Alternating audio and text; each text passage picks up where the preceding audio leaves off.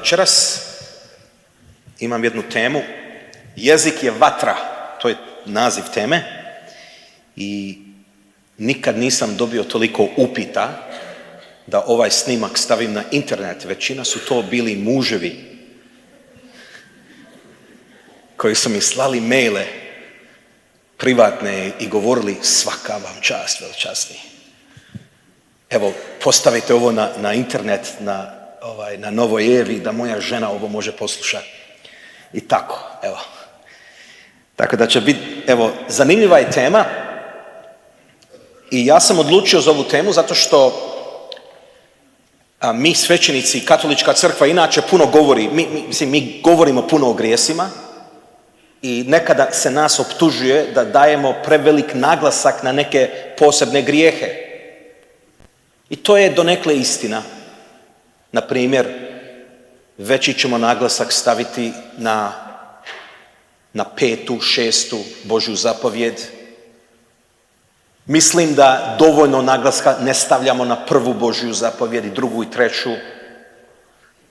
I kad čovjek čuje za sve ove grijehe što mi čujemo u ispovjedonici, od abortusa do nasilje, do krađe, svi ovi grijesi nas nekako utječu na nas i osjetljivi smo na sve grijehe. U zadnje vrijeme posebno na korupciju u Hrvatskoj. Ako pratimo mediji, stalno se govori o korupciji, mito, krađa, privatizacija. I to je istina, to je istina. To je strašan grijeh. Ako radnik ne dobiva plaću. Mi unutar crkve nekada previše, ja mislim da se ne može nikada previše naglašavati, ali puno naglašavamo ono što svijet naglašava, a to je 5. i 6. Božja. 5. u smislu abortus, a 6. da ne govorim. Za svijet 6. Božja zapovjed je vrlina, blud, pornografija, kontracepcija, samozadovoljavanje. Međutim, ja sam primijetio u ispovjedonici, ali sam kod sebe i premalo govorimo o 8. Božji zapovjedi.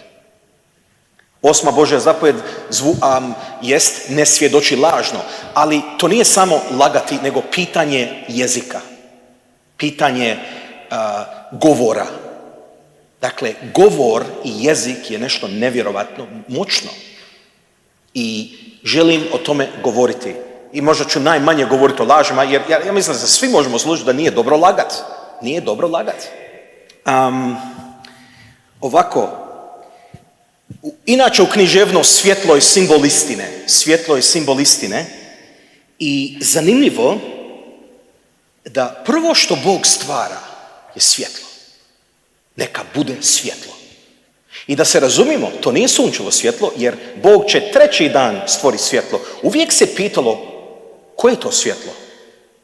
Jer 3. dan Bog stvara mjesec i zvijezde i sunce, a prvo što Bog stvara je svjetlo. Neka bude svjetlo. Ja ne znam, jeste se ikad pitali koje je to svjetlo? Ako nije sunčevo svjetlo. To je vrlo zanimljivo. A prvi anđeo koji je stvoren nije slučajno da je on Lucifero, svjetlonoša, a inače đavao je otac laži. Ok, što pokušavam ja sad ovdje povezati? Je li moguće možda da je Bog stvorio svijet, odnosno jednu istinu? Bog je stvorio istinu. Dakle, kad Sveto pismo kaže neka bude svjetlo, drugim riječima možemo reći da u cijelom stvorenom svijetu utkana je jedna istina. Isus će za sebe reći da je on istina. Ima neka istina o čovjeku. Ima neka istina utkana u svijetu i znanost bi trebala ići za tim da otkrije tu istinu koja je utkana u prirodi. Dakle, kad Bog kaže neka bude svjetlo, u biti govori se o istinitost. Dakle, to nije sunčevo svjetlo. Ok, dakle, istina. I svaki kirurg ne može, koliko god je on radio neku operaciju, možda može, ali on treba svjetlo da čini neku kirurgiju. Dakle, ja trebam svjetlo da čitam. Ovo stvoreno svjetlo, dakle, ovo umjetno svjetlo, odnosno sunčevo svjetlo. Jel? Međutim, postoji jedna istina. Bog je istina. I mi smo dužni govoriti istinu. I nadam se da na kraju ovo predavanje ja ću vas pokušati uvjeriti da 8. Božja zapovjed je jako važna i da ono što ti radiš sa svojim jezikom je jako važno. Citat koji i zapravo čovjekov pad počinje sa lažom. Znate, teolozi su stalno raspravljali koji je bio prvi grijeh. Znate, kažu da su pojeli plod sa stabla. Ok, taj čin. Međutim, kako je taj grijeh počeo? U lažima. Na primjer, Jahve je rekao čovjeku, Adamu, kaže, sa svakog stabla u vrtu slobodno jedi, ali sa stabla spoznaje dobra i zla da nisi jeo u onaj dan u koji se njega okusiš, za cijelo ćeš umrijeti. Ok, to je ta istina što je Bog rekao, jel? Međutim, kako đavao počinje svoju raspravu sa Evom? Ovako. Zar vam je Bog rekao da ne smijete jesti ni s jednog drveta u vrtu? Žao mi je što nemate tekst pred sobom. Ajmo ponoviti istinu koju je Bog rekao.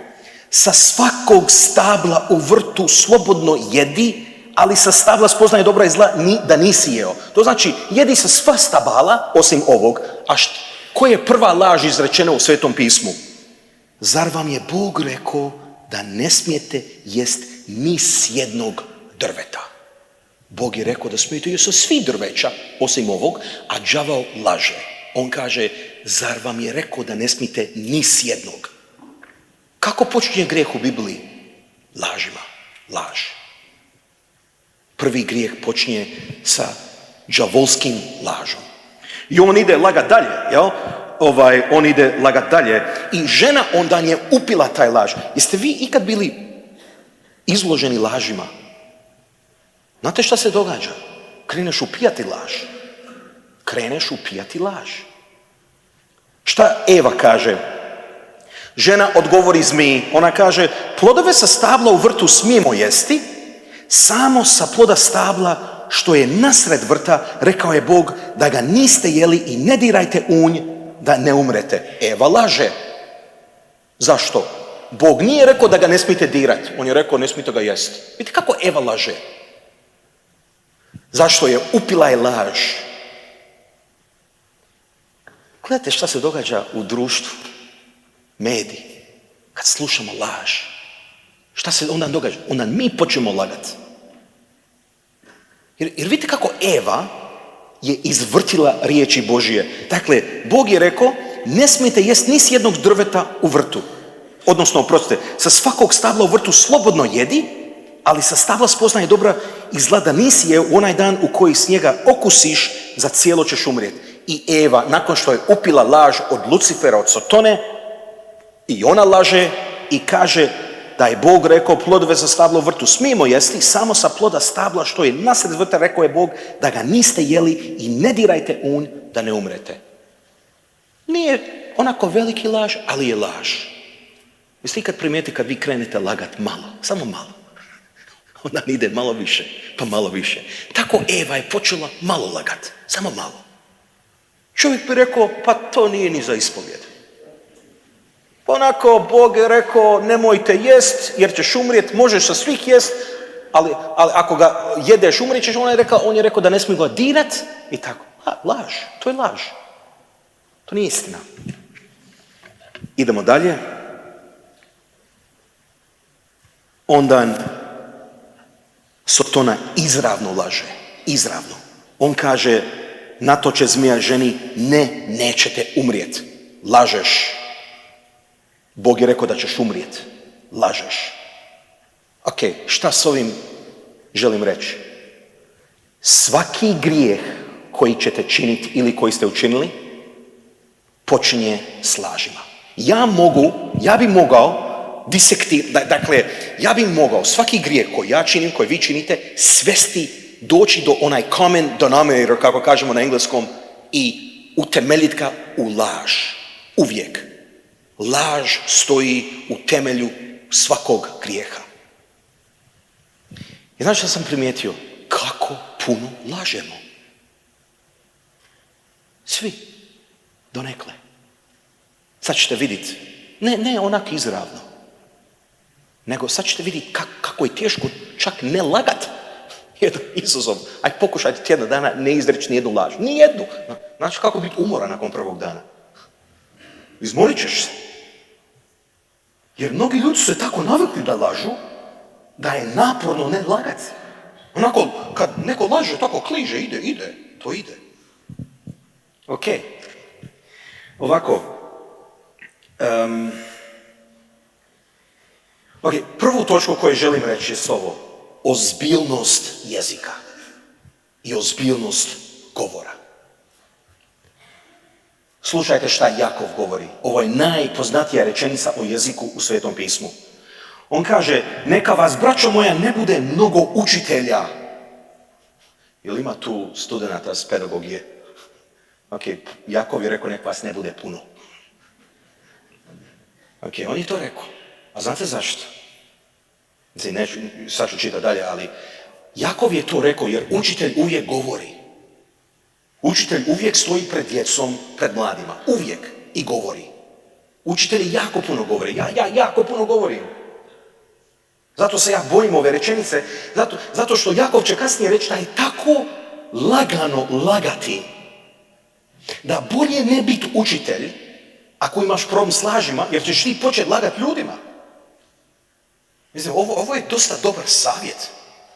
Ok, idemo dalje. Nek vas ne bude mnogo učitelja, ta znate, bit ćemo strože suđeni. Ste čuli?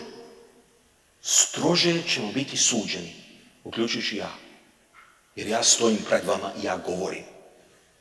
Kaže, doista svi mnogo griješimo. Ako tko u govoru ne griješi, savršen je čovjek. Vidite kako to? Šta je Jakov tu rekao? Dakle, ako ti ukrotiš svoj jezik, ti si savršen. Kao da govori da grijeh jezika je početak svakog drugog grijeha. I kaže, ako tko u govoru ne griješi, savršen je čovjek, vrstan zauzdat i cijelo tijelo.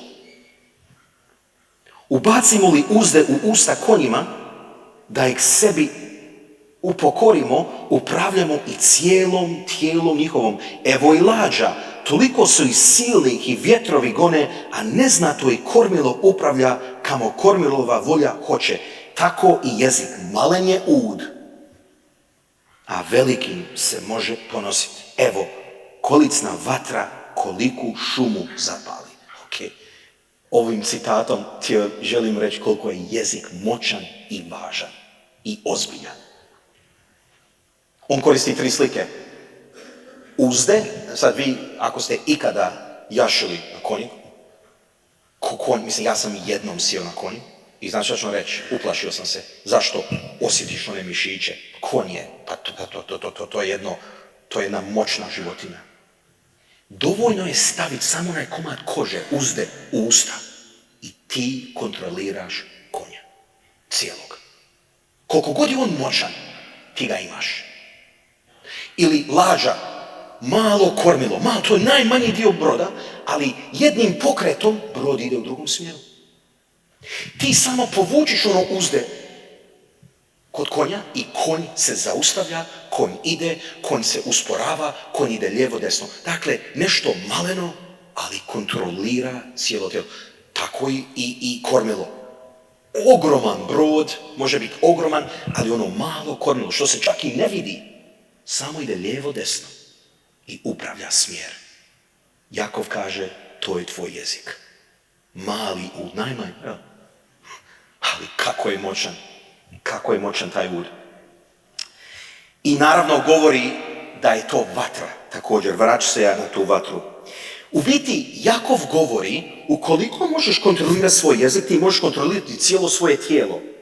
Ko ima malog brata ili nečaka, to zna. Čim dijete kuži moć jezika, šta dijete radi? Koristi ga. Plače, viče. I da vidite kako roditelji trče. Koje je prve riječ koje dijete nauči? Možda mama, možda tata, ali znate koji je među prvima? Ne. Odnosno, neću. Ja sjećam kad sam čuo maloga mog nečaka Niku jednom, kad je počeo pričat. Ja kažem, Niko, redom, on kaže, neću. Ona kaže, Niko, budi zločast. On kaže, neću. Samo neću. I dijete zna da ima moć kad viče. Dijete to odmah skuži. Odmah čim viče, roditelj, ona dijete kuži, kad ja vičem, mama i tata dođu. Kad vičem više, dobijem hranu, sisu. Kad vičem još, dobijem što hoću. Dijete odmah skuži da jezik i govor ima moć. Zato, sad malo idem dalje od teme, ali što je važno za roditelje? Da ukrotiš onog maloga. Odmah da ga ukrotiš. Odmah. To znači, on krene vikat, nasmij se. Nećeš mene kontrolirati. Dakle, Jakov govori da ukrotimo jezik i da odmah naučiš dijete da neće dobiti sve što hoće. Jer kasnije, Bože mi oprosti, ima drugi ud. Kad bude 17-18 dan, ako to ne može kontrolirati, onda ima velikih problema. Dakle, prvi ud koji dijete mora naučiti kontrolirati je svoj jezik. Jer je tako moćan ko kormilo, ko uzde, koje može ukrotiti cijelo konja. I mnogi ljudi imaju s tim problem. Vidite, evo ovo malo što ja sad radim, ali ja se sad malo suzdržavam, ali ja kad bacim koju foru, vi se nasmijete. Vidite kako govor ima moć. To se zove djelotvorne riječi. Ja se sjećam kad sam imao operaciju oka 2009.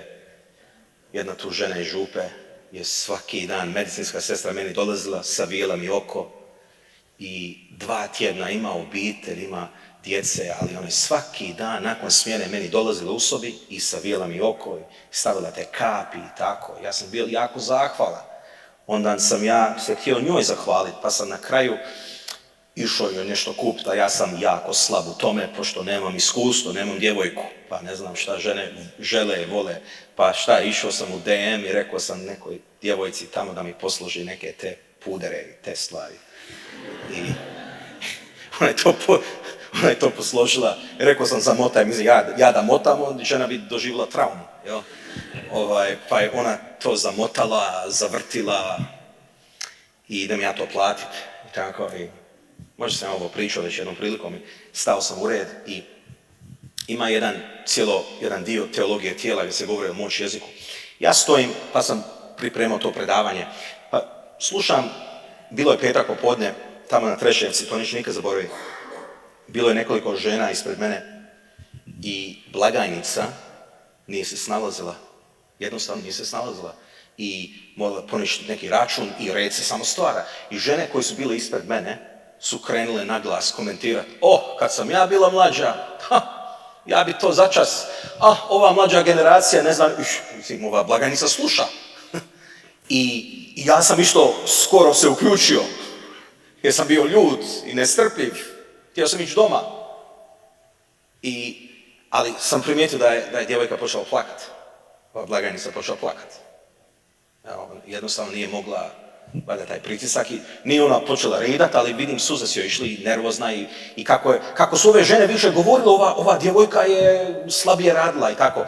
I odmah, mislim, ne volim to priznat, ali odmah mi bi bilo žao.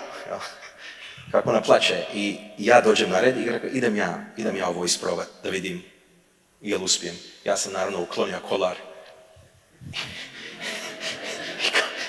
Kažem da ne bi djevojka krivo shvatila. Kažem ja njoj, imaš prekrasne oči. Ona samo mene gleda. Ona me gleda i sve sam riješio. Mislim da sam poništio sve ove druge riječi. Onda sam rekao, Bog, vidimo se. Samo otišao. I samo sam joj dao blagoslovnu riječ. Djelotvornu riječ. Što su djelotvorne riječi? Djelotvorna riječ je kad riječ odlazi sa tvog jezika, učini ono što riječ označuje. To znači ako dođeš sutra na posao i tvoj šef te pozove u ured nakon smjene i kaže slušaj, hvala lijepa, ali otpušten si. Onaj trenutak kad riječi otpušten si kliznu s jezika, nešto novo nastane. Sad si nezaposlen. Ok, to je djelotvorna riječ. To znači riječ kad klizne s jezika i dođe do tvog uha, učine nešto u stvarnom životu. To je djelotvorno. Zato pazite što govorite. Kad momak dođe djevojci i kaže hoćeš ti biti moja žena? I ona kaže da.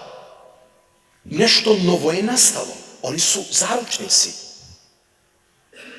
Malo je drugačije nego 5 minuta prije. Čak imamo vanjski znak da označujemo to stanje, prsten. Na dan vjenčanja, sad gledajte ovo, te riječi su tako djelotvorne da oni pokretaju čak Boga. To znači, kad bračni par dođe ovdje predamnom i ja ih pitam hoćete li se uzeti, oni kažu da. Hoćete se ljubiti trajno? Hoću. Jeste li vam došli slobodno? Jesmo. Hoćete li biti otvoreni prema životu i primiti djecu od dragog Boga i odgajati po zakonu Krista i njegove crkve? Da, hoću. I onda oni kažu ja, Damir, uzimam tebe. I ona kaže ja uzimam tebe. Nakon što izgovaraju te riječi, nešto novo, te riječi su tako djelotvorne da nešto novo nastane u duhovnom svijetu. Oni postanu sakramenat.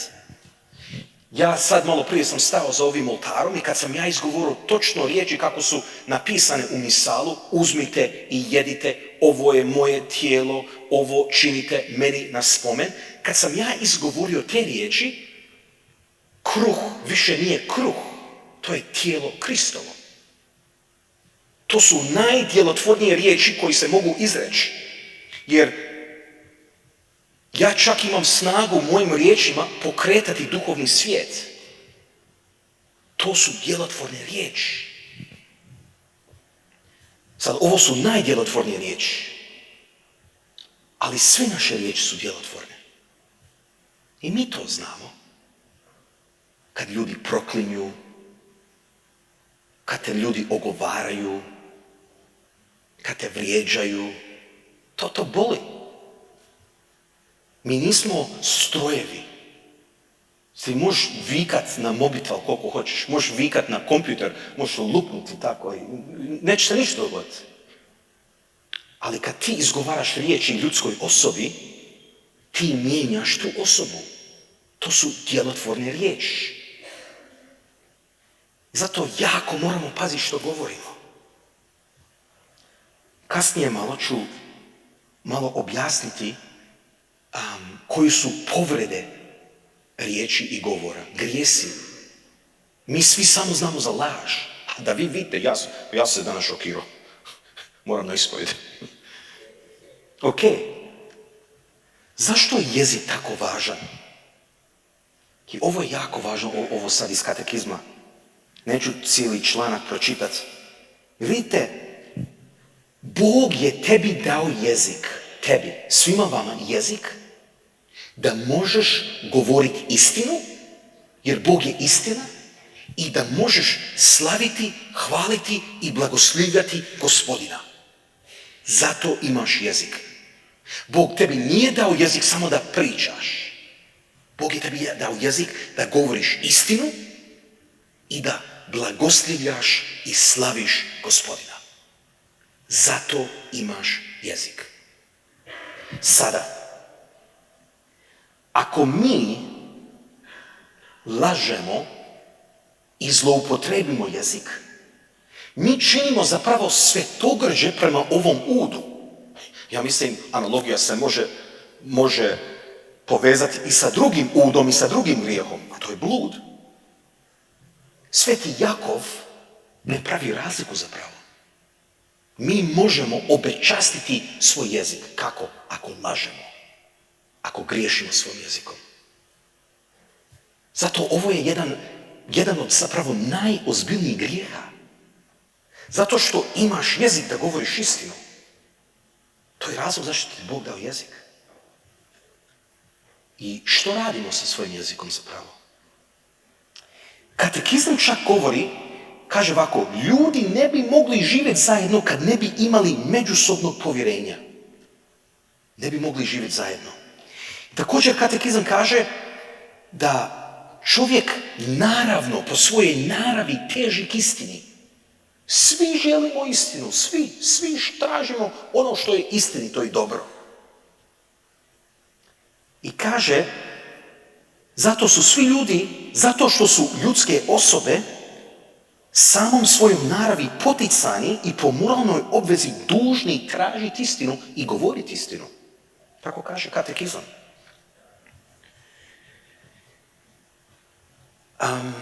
Sveti Jakov ide dalje, kaže ovako, i jezik je vatra. Od njega sam posudio naslov za ovaj vjeronauk. Jezik je vatra. On kaže, jezik je vatra, svijet nepravda, jezik je među našim udovima, kalja cijelo tijelo, te zapaljen od pakla. To su strašne riječi. Zapaljuje kotač života.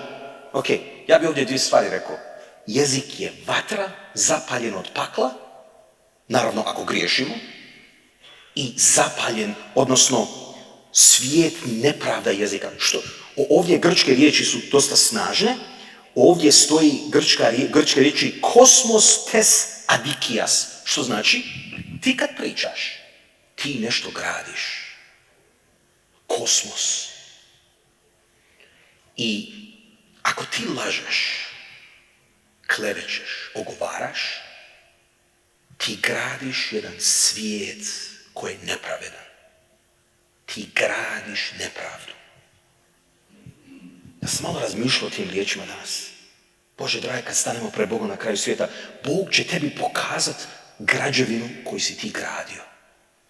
Jesi li ti gradio svijet nepravde ili svijet istine? Malo kad razmišljamo o tome, malo uzbiljimo se, moramo se uzbiljiti malo o tome što mi pričamo zapravo. Što govorimo. Jer tako olako, posebno u svijetu mediji, toliko laži ima i toliko neprovjerenih informacija. I onda mi sudjelujemo u tome. I ovo je povreda protiv Boga, zato što Bog je istina i dao je tebi jezik samo da govoriš istinu i samo da njega slaviš i hvališ. Ništa drugo. Ništa drugo. I kaže on, Pavao, odnosno Jakov, dosta strašne riječi, zlo nemirno, pun otrova smrtonosnog, nitko od ljudi ne može je ukrotiti, nitko. Ako je divlje, ako je divlje. I on kaže, jezik je vatra koja je zapaljena od pakla. Tu stoji riječ Gehena, riječi koje je Isus Krist koristio, i bilo koja vatra. Dakle, nije svaka vatra loša. Naprimjer, ako ti naložiš neko drvo koje miriše, to je prekrasno. I vatra grije, vatra daje svjetlo. Međutim, ovdje vatra od pakla. I ta Gehena, to je bilo smetište. To znači smetište koje smrdi. U biti, lažima mi zagađujemo duhovni svijet. Zagađujemo duhovni svijet. Joj, kako mi je naporna ova tema. Oprostite, ali baš mi je naporna. Jučer i danas je spremam i baš mi je teška. Jer me sili da učinim ispit savjest što radim sa mojim jezikom. Još jedna stvar ovdje. Dakle, naglasio bi, to sam već rekao, svetogrđe tog uda. Ja želim da malo razmišljate o tome da jezik koji imaš, Bog ti je dao taj jezik. Da bude njemu na slavu i na čast. Njemu na slavu i na čast. Ok, idemo sad vidjeti koji su grijesi jezika. Iskreno, evo, ja sam ovu temu, obradio sam 8. Božju zapovjed u sklopu 10 Božju zapovjed prije 7 godina. 7 godina. I ovo sam obradio i izvukao sam samo ovaj dio iz tih predavanja. Ja sam totalno zaboravio na stupnjevitost tih grijeha. Dakle, najosnovniji grijeh jezika je laž. Kaže ovdje katekizam, laž je kad se govori neistina s nakanom varanja. Ok, vidite kako je detaljan ovaj opis. Laž je kad se govori neistina s nakonom varanje, Gospodin u laži prokazuje đavolsko djelo. Okay. Ovo su strašne riječi iz Ivanove evanđelje. I ne volim nikoga strašiti, ali moram govoriti ovu istinu iz Svetog pisma. Moram. Ovo je nepopularna istina. Kaže Ivan, vama je otac đavao, nema istine u njemu. Kad govori laž, od svojega govori, jer je lažac i otac laži. Što je Isus tu rekao? Ovo su strašne riječi. Kad neko laže, namjerno, tvoj otac je đavao. To je Isus rekao. To je strašno. Jer đavao je otac laži. Dakle, kad neko zlobno, namjerno laže, tvoj otac je đavao. Đavao je anti-otac zato što je Bog otac i Bog je istina. Ali kad ti lažeš, ti sudjeluješ u to đavolsko djelo. Jer tako je đavao počeo grijeh. On je lago. Prvi grijeh u Svetom pismu je laž. To je prvi grijeh. Iz laži sve drugo izvire. Sve drugo izvire. Grijeh, prvi čovjekov grijeh počinje kad đavao laže, zar vam je zaista rekao da ne smijete jest ni s jednog stabla. To je izvor. Laž je izvor svih grijeha. Laž. Jer je protiv Boga zato što je Bog istina. Nadalje, kaže se ovdje da je laž nasilje načinjeno drugome. Mislim, ja bih mogao nekoliko primjera, ali jedan primjer mi stvarno dolazi sad u glavi.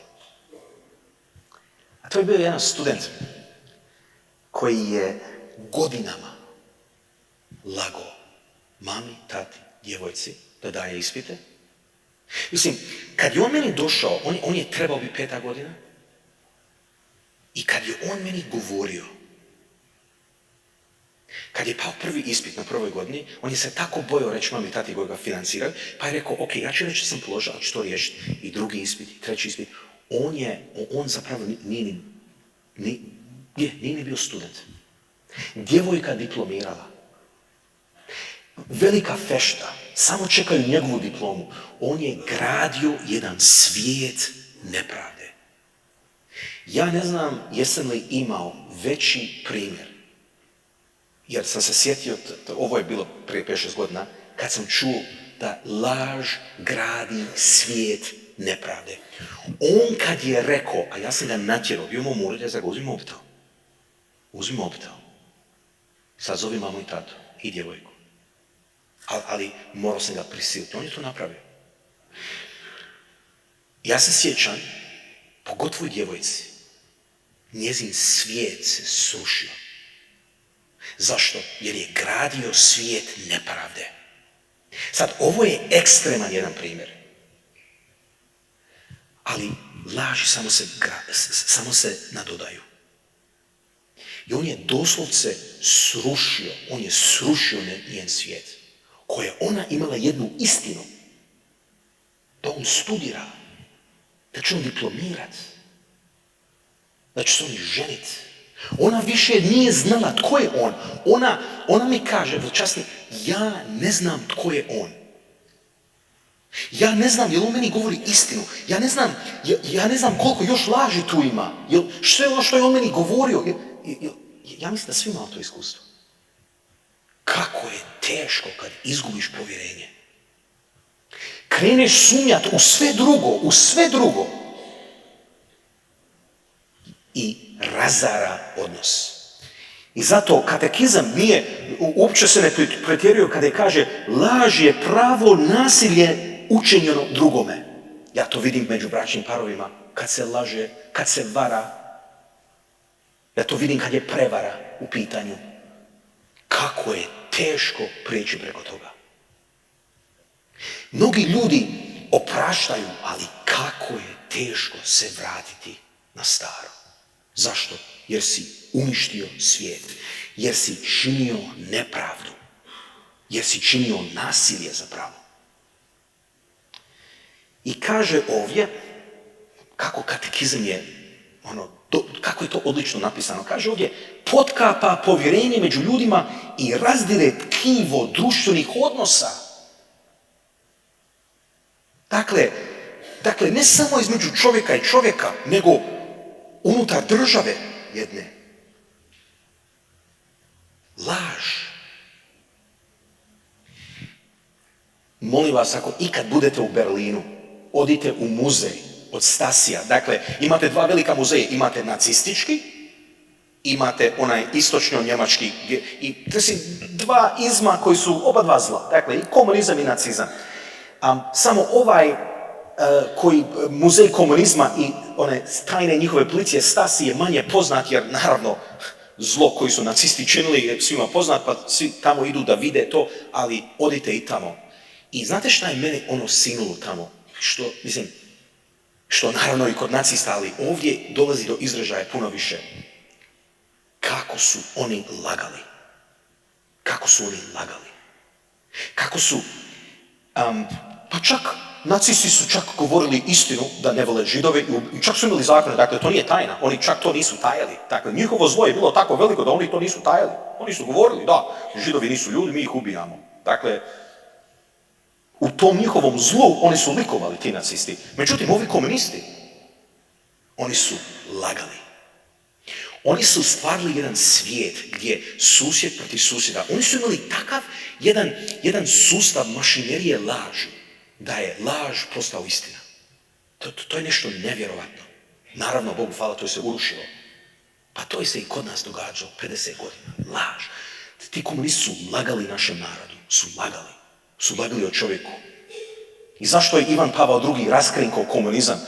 Kad je počeo pad komunizma, zapravo 6. lipnja 1979. kad je Ivan Pavao II. Sletio u Varšavi prvi puta kao papa, i on je održao 27 govora. I u biti šta je on rekao svojim sunarodnjacima?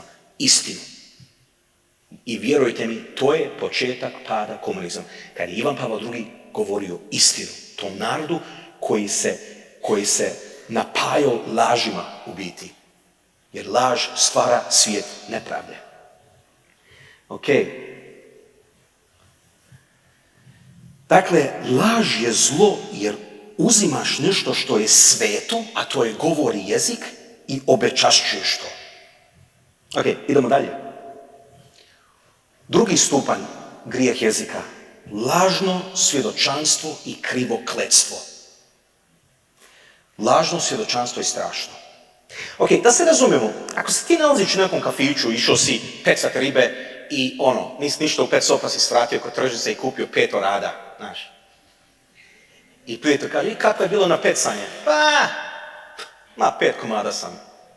5 komada sam dobio, uzeo.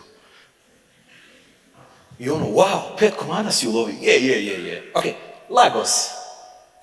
Međutim, i to je grijeh. Međutim, ozbiljnost laži ovisi o subjekt koji je povrijeđen. Jesi li učinio veliko zlo, kad si rekao prijatelju da si 5 orada uzeo, pa lago si, ali stupnjevito, ne bih rekao da je to smrtni grijeh. Međutim, krivo kletstvo, znate šta je krivo kletstvo? Kada ti pod zakletvom, i zato taj pokret ovako to ide. Stavljaš ruku na raspelo ili na Bibliju, ruke prema gore, biti ovako. Ta simbolika, znači što znači? Ja pozivam Boga kao moj svjedok da ovo što ja govorim je istina. Ok, gledajte, ljudi moji, znači što ću reći? Ako ćeš ti Boga, Gospu i svece pozvat kao tvoji svjedoci, staviti ih u svjedočku klupu, da oni budu tvoji svjedoci i garantori da ti govoriš istinu, molim te, reci istinu, ok? Nemoj činiti ovaj grijeh. Krivo kletstvo. Zato naš sudstvo ima posebnu kaznu za to ako ti na sudu lažeš. To nije isto kad lažeš u krčmi negdje u kafiću. To je krivo kletstvo. Što naši zaručnici rade kod oltara? Nakon privole rade zakletvu. Mi dajemo raspelo, stavljaju desnu ruku na raspelo i kažu, tako mi pomagao Bog, blažena djevica Marija i svi sveci Bože. Tu ima puno ljudi. To ima jako puno ljudi. Bog, Gospa i svi sveci i svetice Božje. Znate koliko je to ljudi? Ti njih stavljaš na sudačku klupu, na svjedočku klupu, oprostite, da oni budu tvoji svjedoci, da ćeš ti živjeti ono što si rekao ženi, odnosno mužu.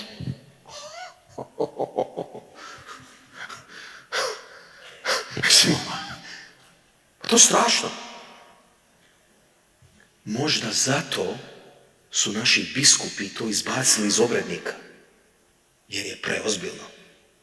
U obnovi obrednika prije par godina biskupi su to izbacili. Ja ću stvarno se raspitati među biskupom zašto oni to učinili. Ljudi koji, joj, nećemo moći napraviti. Zato šuti, čovječe, bolje nemoj to raditi ako ne živiti. Češ ti se zaklinat na križ i pozvat Gospu, Bog i sve svece i svetice Bože da ti budu svjedok. Da će ti to živiti.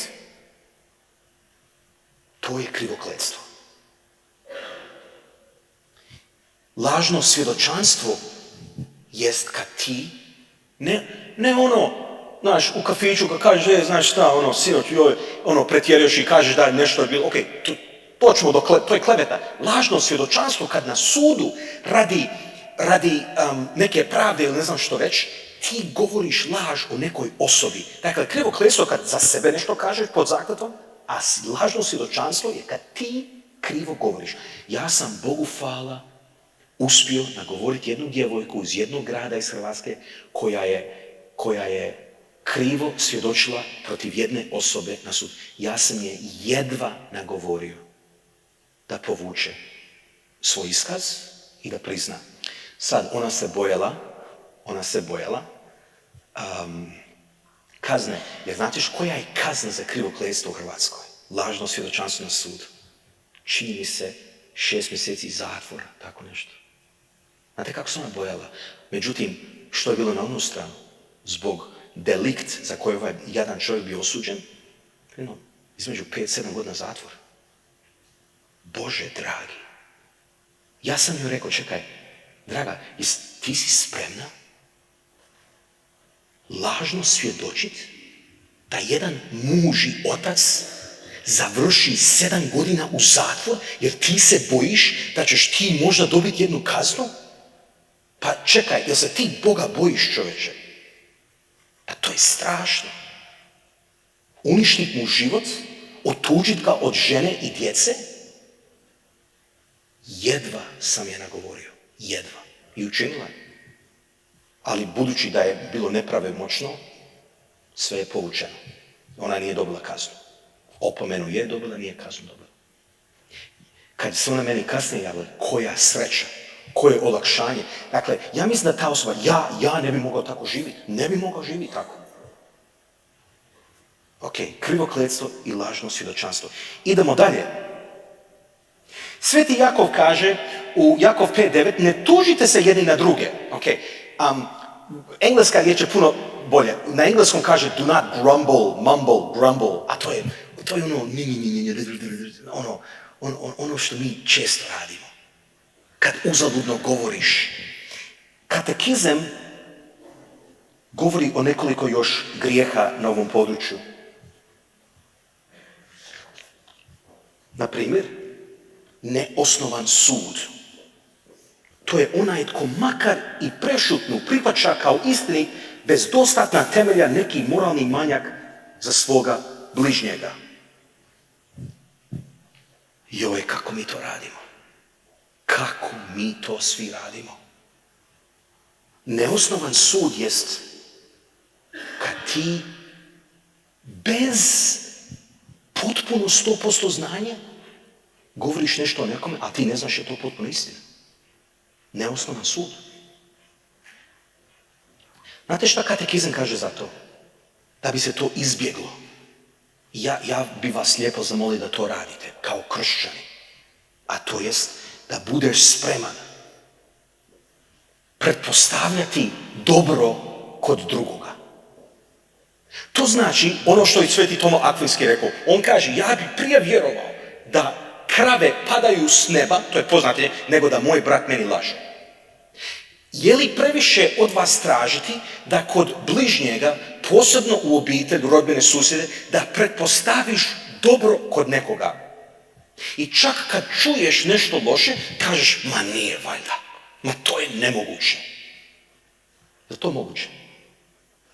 Da pretpostaviš dobro dok te 100% ne uvjeri da tako nije. Katekizam čak ovdje kaže da bi izbjegao neosnovan sud, idi pitaj, idi traži. Ovdje svi padamo. Svi. Mislim, kako bi ja volio da ljudi prema meni ne donose neosnovani sud. Šta su meni sve rekli? Ustaša, fašista, pije krv ljudima. Neću nikad zaboraviti. Prije par godina na Cvjetnom naselju sam trebao imati neki sastanak i dogodila se kolizija dvorana. Dakle, ja sam trebao imati sastanak i udruga studenata jednog fakulteta su trebali i predsjednica te udruge je bila u domu i ona je skužila, ja sam skužila da smo i ona i ja upisani isti termin.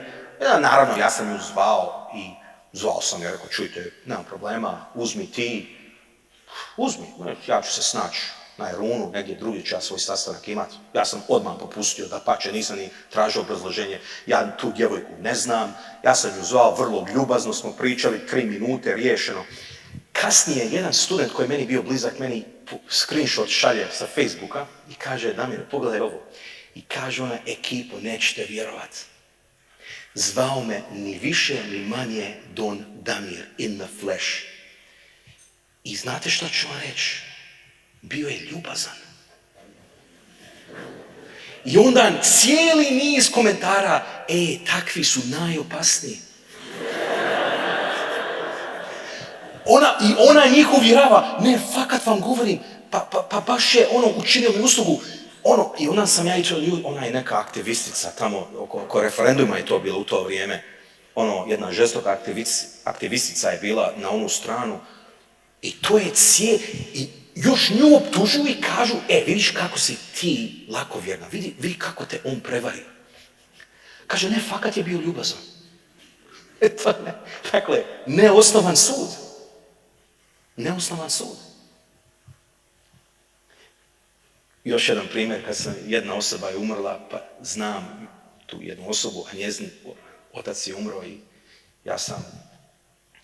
mi smo se dugo se nismo vidjeli, ona je išla neke političke vode, neka druga strana i tako. Kad je otac umro, ja sam došao izraziti sućut, ko čovjek. I ušao sam, znate kad neko umre, svi dođu sjedni, pije se, priča se i tako, puši se i tako, zadimljena prostorija. Ja sam ušao i to su bili čelnici jedne političke stranke, neću reći koja.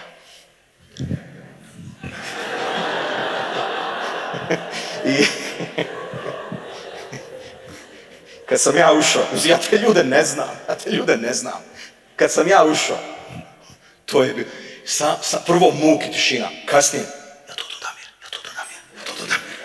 To je bilo, mislim, nakon 5 minuta se, ambijent malo, onda su krenuli selfije, joj predsjednik, neću nikad vjerovati, ajmo, i svi smo se slikali. I mislim, kako neosnovan sud.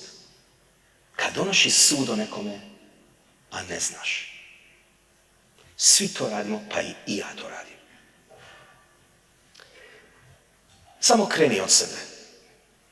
Nitko ne bi volio da neko donosi neosnovan sud. Čak katekizam kaže, čak ako je istina, opravdaj ga. Oprosti, šta je Isus rekao viseći na križ? Oprosti im, Oče, jer ne znaju što čine. Ne znaju što čine. Nadalje, ogovaranje. Ponovit ću, ogovaranje i kleveta. Ogovaranje je nezgodno. Znate zašto? Ogovaranje je kad ti govoriš istinu o nekome, ali to su loše stvari o jednoj osobi, makar bile istine. Zašto je ovo nezgodno? Zato što govoriš istinu. A Bog je istina, je li tako? Pa ja, Bog je istina. A ovo je istina. Bože dragi. Ogovaranje je posebno jer govoriš to bez razloga. Bez razloga. Čemu to vrijedi? Prenositi nešto loše o nekome drugome. To ne mora uvijek biti grijeh. Ja ne kažem ako 3 prijatelja se nađu ili 3 prijateljice se nađu i kažu, hej, jesi ti primijetila kod ove? Je, i ja sam primijetila. A idemo je pomoć. Nego najčešće i to bude ovako, jesi ti primijetila? I naslađujemo se. Drago nam je čovječe. Kako ne, radujemo se. To je nevjerojatno. Radujemo se tuđem zlu. Radujemo se. Jesi ti primijetila kako ona izgleda? Ogovaranje. Jer to uništava dobar glas čovjekov. Kleveta je još gora, jer kleveta govori laž o drugoj osobi. Dakle, ogovaranje, ja sam primijetio, mnogi ljudi ne znaju šta je kleveta, ja pitam uspod, jesi kleveto? A kaj je to? Pa kleveta je kad govoriš laž o drugoj osobi, ogovaranje je kad govoriš istinu o nekome, ali ta istina ne vredi, ne pomaže ništa jer radi se o lošoj istini. Istina, dakle, ti prenosiš loše stvari o nekoj osobi. I nikakve svrhe to nema, osim naslađivanja. A znate zašto ljudi ogovaraju? Znate zašto ljudi? Ja ću krenuti od sebe. Jer svi ogovaramo. Znate zašto? Jer kad ti ogovaraš, ti odvraćaš pažnju od svoje slabosti na drugoga. Ponižavaš drugoga, a kad ti ponižavaš drugoga, ti rasteš. To je to. I to je jedini razlog zašto mi ogovaramo. Zato, evo, pazite na to. Najčešće radi se o tvojoj oholost i to je jedan odličan način, govoriš istinu, da odvraćaš od tvoje slabosti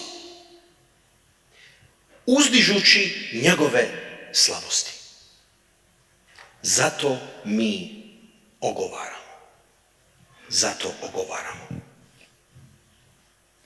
A vidite, u Otkrivenje 12:10, piše, jer zbačen je tužitelj braće naše. Šta je đavao? On je tužitelj. Znate šta đavao radi? Đavao kaže Bogu, kao ja ću to malo karikaturati, Bože, izvidi šta on napravi? Bože, izvidi šta on napravi? Izvidi šta on rekao? Bože, izvidi šta on radi? Bože, gledaj šta on radi? On je moj. U Getsemani, šta je Isus rekao Petre? Petre, bdi. Jer đavao večeras je molio oca moga da vas rašeta ko pšenicu. To je strašno, to znači đavao stoji pred Bogom kao, ja ne znam kako bi to objasnio, ne dozvo da stoji, ali u tom duhovnom nekom svijetu gdje nema prostora i vremena, đavao napominje Boga. Bože, gledaj šta on radi. On tužaka, a nitko ovdje ne voli onaj koji tužaka. Nitko. Ja ću reći, kod male djece, ja znam, ove moje nečakinje moje i tako, mislim, ja ih volim silno, a znaš što mi najviše idu na živce? Kad mi dođe jedna i tužaka se na sestru ili brata. Kako mi to ide na živce? Mala dječica, prvi razred osnovne, kad dođu, ja sam bio duhovnik u našoj školi tamo, prvi razred, dođu za najmanju stvar. Don Damire, Ante nije posložio svoje olovke. Dođe mi da kaže, who cares, ok? Nemoj tužakat, ok? Tužakanje.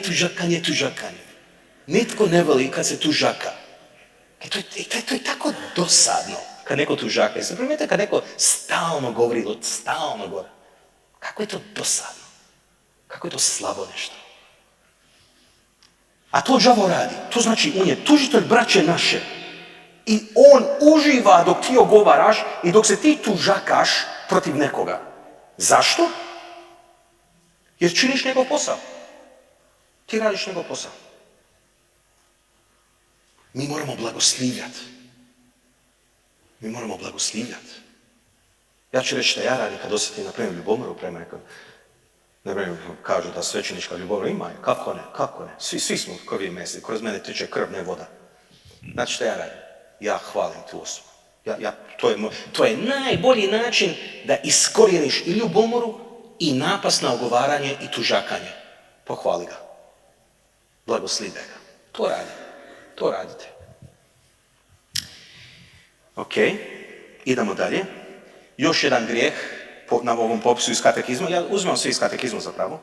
Laskanje, ulagivanje i dopadljivost. Znate šta je tu? Kad ti svojim jezikom vidiš da neko ide u krivo i na vrlo perfidan način podržavaš ga. Ili laskanje u smislu kad govoriš i čak dobre stvari, ali iz krivog razloga, kad laskaš, kad hvališ, da bi nešto dobio iz toga. Kako je to prozirno nešto. Kad govoriš čak dobre stvari, ali iz nekog dubljeg razloga da svraćaš pažnju da dobiješ nešto drugo. Ili kad podržavaš nekoga u zlu. Kad podržavaš nekoga u zlu svojim riječima. Meni je najgore kad čujem, kad ljudi mi kažu da je neka djevojka odlučivala kao zatrudnila je, pa ja sam rekao da je poštujem. Pa šta god ona napravi, će biti moja prijateljica. Kad neću ja, to spada ovdje. Moraš svojim jezikom reći, ne, ja ću biti uz tebe, pomoću ti ja, nemoj to raditi, volim te, ljubim te, nemoj to činiti. To je prijateljstvo.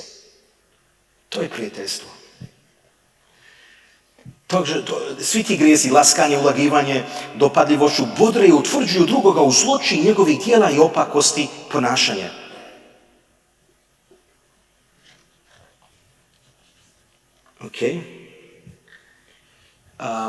Ok, kako ukrotiti jezik? Idem sad pri kraju. Kako ukrotiti jezik?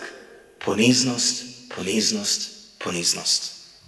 Jakov 3 će reći, je li tko mudar i razborit među vama, neka dobrim življem pokaže svoja djela u mudroj blagosti.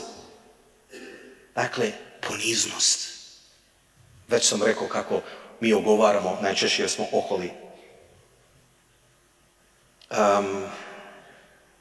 Ok, što možemo učiniti? Kako?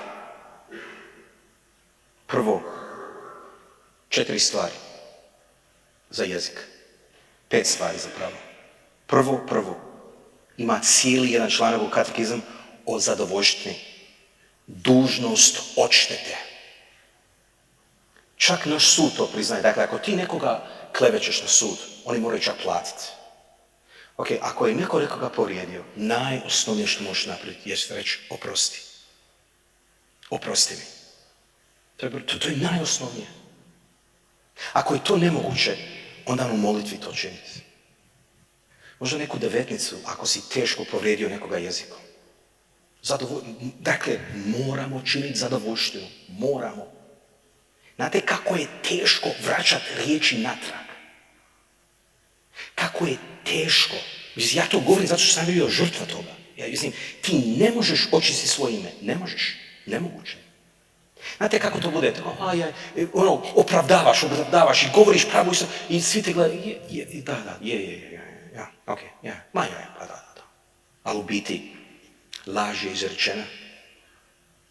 Zle riječi su izrečene. To je tako teško vraćati natrag. Zato zadovoljštinu i blagoslivljati tu osobu. Vi možda mislite da je to nevrijedno, ali je u duhovnom svijetu blagoslivljati tu osobu, moliti se za tu osobu. Ja sam to isto radio. Kad ja sam britak na jeziku i meni treba dugo, još kad nisam potpuno ukrotio, moj jezik je, još ja radim na njega. Blagoslivljati osobu, moliti se, ali doslovce prikazati, evo, Gospodine, prikažem Oče naš, Zdravo Marijo, Slavocu za ovu osobu koju sam ja svojim jezikom povrijedio. Izmolit ga. Bog nešto radi s time. Zato je važno govoriti, moliti psalme, moliti na glas. Jer svojim jezikom ti utječeš na duhovni svijet. To će svaki eksorcist reći kad se mole psalme u obredu, kad se moli Zdravo Marija, kako zlo ne može podnijeti vibraciju tih riječi, kako idu prema Pogađa, jer to su riječi su djelotvorne. I ako si ti rušio nečiji svijet svojim riječima, ti ga moraš graditi svojim riječima, blagoslivljati, moliti i reći toj osobi, oprosti mi. To je jedini način, nema druge. Drugo, šuti. Tišina. Mi dovoljno ne šutimo. Znate ona Mujo i Fatima. Mujo i Fatima došli hođi tamo u Bosni. Kaže ona hođi, ne znam šta je, čim Mujo dođe doma, ja krenem urlat, vikat, ne mogu, kodar mi jezik krene, ne mogu zaustaviti. I Mujo kaže, ja dođem doma i Fatima krene, ne možeš zaustaviti. I sad hođa kaže, dobro, evo imam rješenje, imam blagoslovenu vodu. I kaže on, Fatima, gle, kad Mujo dođe doma, uzmi vodu i a nemoj gutat, samo drži usta. I dok je on pred tobom, nemoj gutat, samo drži usta i vidjet ćemo hoće li pomoći. I ona uzela tu vodu, došli tjedan dana i čim ona čuje vrata, ona brže bolje za vodu uzme, ali ne guta i drži usta. I tako tjedan dana i vrat se, uspjelo je. Voda u usta, dok je voda u usta, ja ne mogu, dakle, sve je dobro, jel? Eto, koja je lekcija? Šuti. Tišina. Pa je. Bolje je ne reći ništa.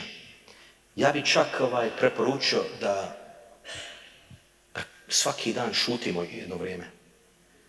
Mi redovno isto radimo svako jutro, pola sata mi šutimo pred Isusom. Samo šuti. Nemoj ništa, nemoj ni moliti. Samo šuti. I slušaj. Probajte. Nemojte ništa izgovarati u mislima. Nemojte ništa moliti. Nemojte čiti. Samo šuti. I osluškuj. Premalo to radimo. Ja to radim pola sata dnevno. To je ništa. Ja trebao još šutiti. To mi je najvredniji dio dana. Ujutru kad šutim pred Isusom. Samo šutim. Spavanje nije uključeno u to, okej? Okej. Evo, na kraju. Isus je podigao ljestvicu za jezik. On je rekao, Matej 5, vaša riječ neka bude da, ne. Što je više od toga, od zloga je. Okej. Šta je Isus tu rekao? Dobro odvagni svoje riječi. Ovaj dio je ozaklinjan kad ljudi daju privatne zavjete. Kad ljudi daju privatne obećanja.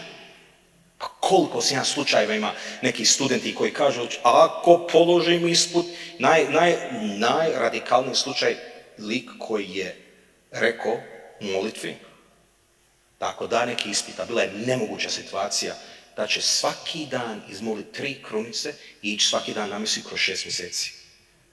Položio je. Došao do 3. mjeseca, on je bio sav uzao, on nije mogao. On dao obećanje Bogu. On je se zaklinjao. Ja. Nije loše to raditi ako ćeš se držati, ali ako nećeš, nemoj to raditi. Ja. Ok, ako je neko to radio, koji je lijek?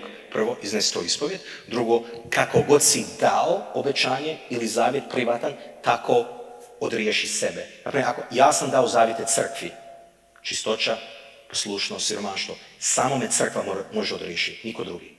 Ako si sam to dao, sam si odriješi. Iako, kad sam ja to rekao tom liku, on mene gleda kao too good to be true. Samo to, rekao da. On je htio još nešto, on je htio da ga križam, nema pojma da ga onako... Ja sam ga htio šamarat, ali ne smijem.